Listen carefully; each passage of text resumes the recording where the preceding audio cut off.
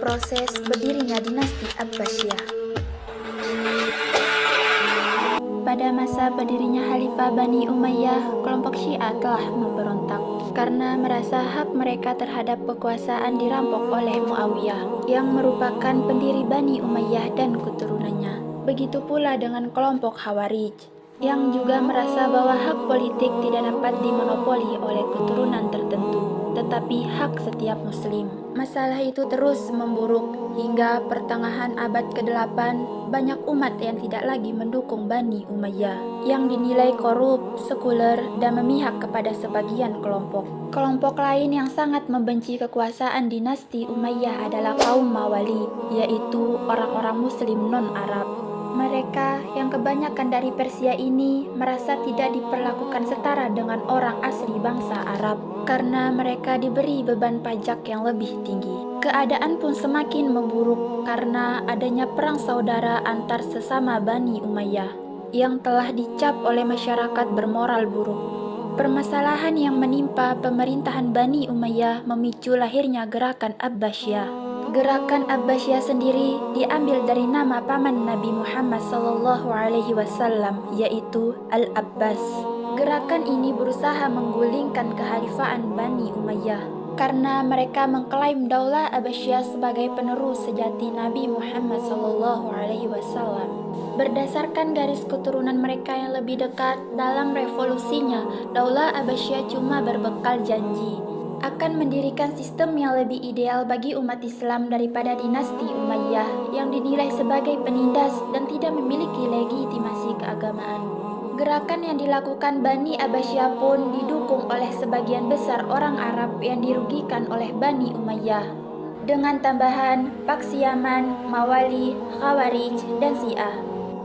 Kelompok inilah yang mendukung Abdul Abbas As-Saffah, yaitu keturunan paman Nabi Muhammad, untuk melakukan revolusi guna menggulingkan kekuasaan Bani Umayyah.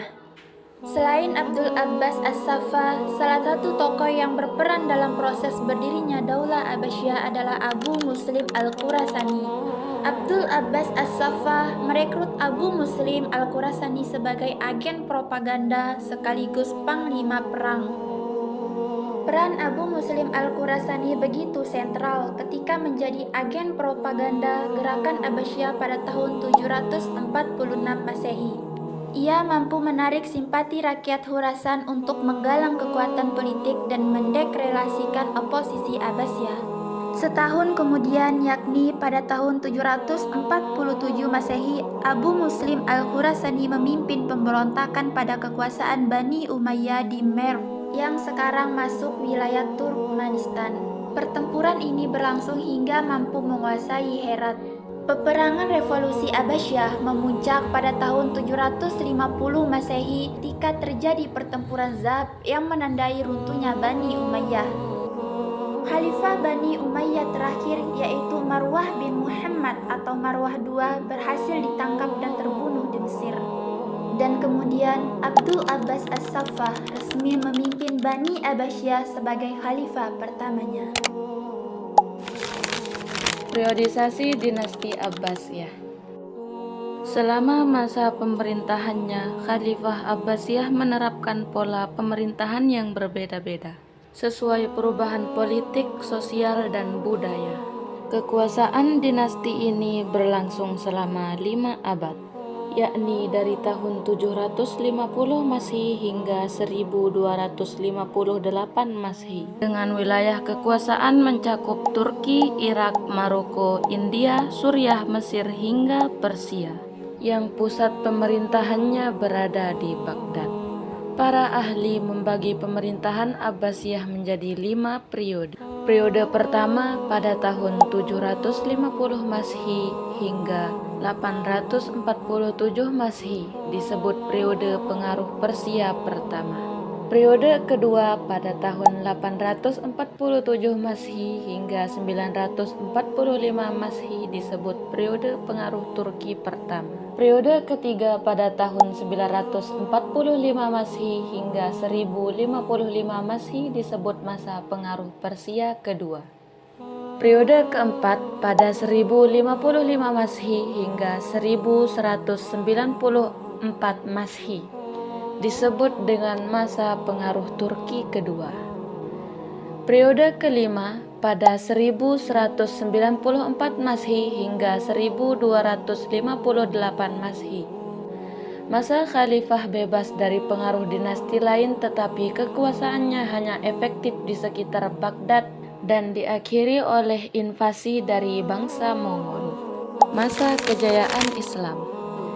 Periode pertama pemerintahan dinasti Abbasiyah merupakan periode kejayaan Islam atau yang lebih dikenal dengan nama The Golden Age of Islam. Pada waktu itu, khalifah-khalifah Bani Abbasiyah secara terbuka mempelopori perkembangan ilmu pengetahuan dengan mendatangkan naskah-naskah kuno dari berbagai pusat peradaban sebelumnya, untuk kemudian diterjemahkan, diadaptasi, dan diterapkan di dunia Islam para ulama yang ahli dalam berbagai ilmu pengetahuan. Baik agama maupun non-agama juga muncul pada masa ini.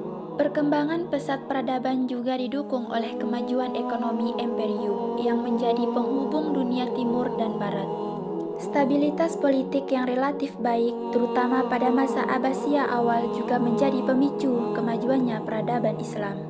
Pada masa inilah negara Islam menempatkan dirinya sebagai negara terkuat dan tak tertandingi.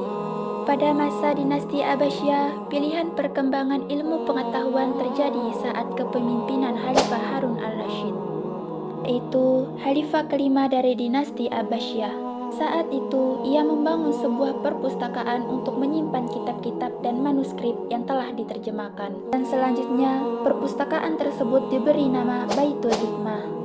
Setelah berakhirnya masa Harun al-Rashid, perpustakaan Baitul Hikmah dikembangkan oleh anaknya, yaitu Al-Ma'mun. Pada masa Al-Ma'mun, perpustakaan Baitul Hikmah bertambah besar dengan penambahan koleksi buku-buku. Dalam gebrakannya di bidang ilmu pengetahuan, Al-Ma'mun mengundang para ulama, penyalin, dan penulis untuk ikut berkontribusi memajukan peradaban ilmu.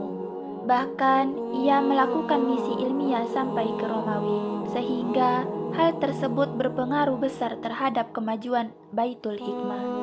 Dalam perjalanan waktu, perkembangan perpustakaan pada masa Abbasiyah menjadi sangat fenomena.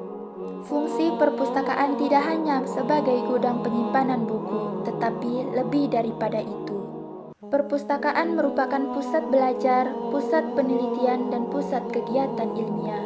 Hal lain yang mendorong perkembangan di perpustakaan adalah antusias masyarakat yang menjunjung tinggi ilmu pengetahuan, menghormati para ahli ilmu dan ulama yang saat itu berfungsi sebagai orang yang memberikan pencerahan. Pada tahap selanjutnya, setelah terjadi era terjemahan, muncullah aktivitas grafik, yaitu penulisan karya-karya ilmu yang baru dari hasil penerjemahan tersebut. Penulisan karya-karya ini melahirkan beberapa tokoh utama yang menekuni bidang masing-masing, seperti Ibnu Sina dalam bidang kedokteran, Al-Farabi dalam bidang kebahasaan dan filsafat, Binain Ibnu Ishaq dalam penerjemahan bahasa asing, dan Yahya bin Abi Mansur Al-Munajim Al-Mauni dalam bidang astronomi, sampai Bapak Al-Jabar Muhammad bin Musa Al-Hawarizmi. Selain itu, perkembangan 4 mazhab fikih yang terkenal yaitu Imam Abu Hanifah merupakan pendiri mazhab Hanafi, Imam Malik bin Anas pendiri mazhab Maliki, Imam Muhammad bin Idris Syafi'i pendiri mazhab Syafi'i, dan Imam Ahmad bin Hambal yang merupakan pendiri mazhab Hambali. Masa kehancurannya dinasti Abbasiyah.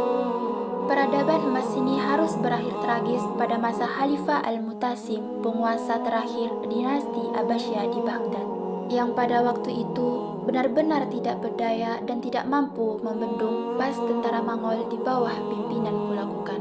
Dalam serangan tentara Mongol yang terjadi 40 hari tersebut telah memakan korban sebanyak 2 juta jiwa. Khalifah Al-Mutasim bersama anak-anaknya juga dibunuh oleh tentara Mongol. Semua kitab-kitab yang ada, baik di dalam perpustakaan Baitul Hikmah maupun di tempat lainnya, guru-guru, imam-imam, pembaca-pembaca, semuanya disapu habis sehingga berbulan-bulan lamanya kota Baghdad menjadi daerah yang kosong. Sehingga pada tahun 1258 Masehi, perpustakaan itu hancur bersamaan dengan runtuhnya dinasti Abbasiyah.